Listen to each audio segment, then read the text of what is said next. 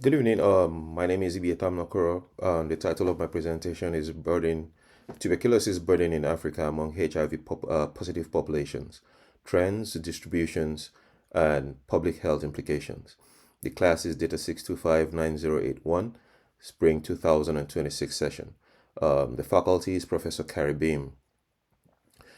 This analysis explores the burden of tuberculosis among HIV positive populations in Africa over time, focusing on three key indicators: incidence, mortality, and prevalence.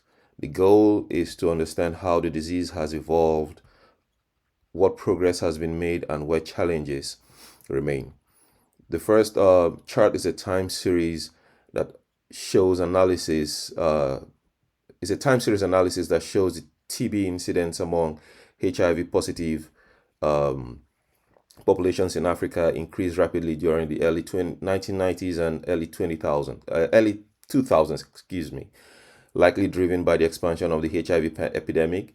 The trend peaks around the mid 2000s and begins to decline, reflecting the impact of public health interventions such as antiretroviral therapy and improved TB control programs. The forecast suggests a continued downward trend, although the widening confidence intervals highlights uncertainty and the need for sustained intervention efforts.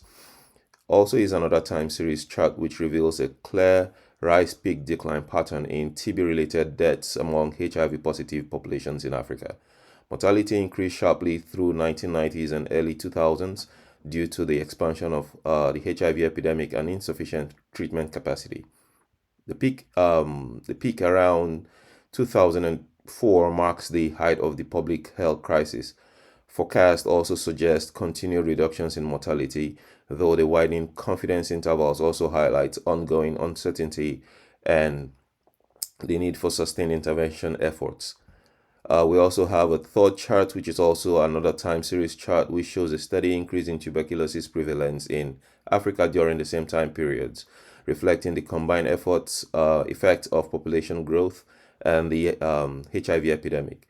The trend stabilizes in the mid 2000s, suggesting that public health interventions such as improved treatment and detection have slowed the spread. However, the gradual increase observed in later years and the forecasted upward trend indicate that TB remains a persistent challenge.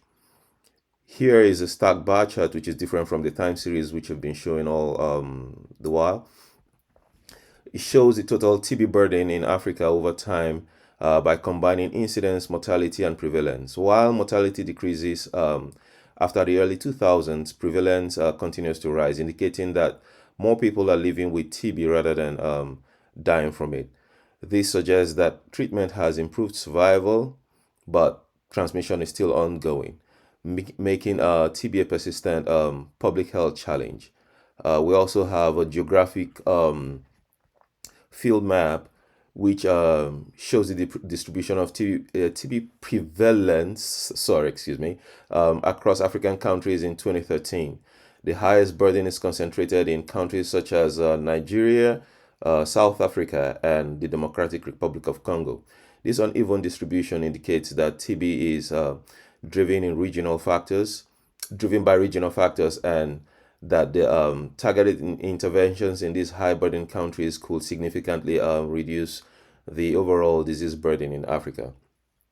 In conclusion, here is a dashboard which pretty much has all five charts which have been used in this analysis, and tuberculosis remains a persistent public health challenge in Africa.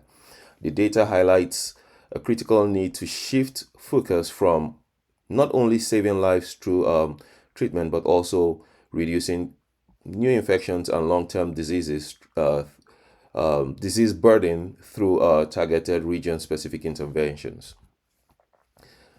Also, I have attached a slide that shows the references for the data sets.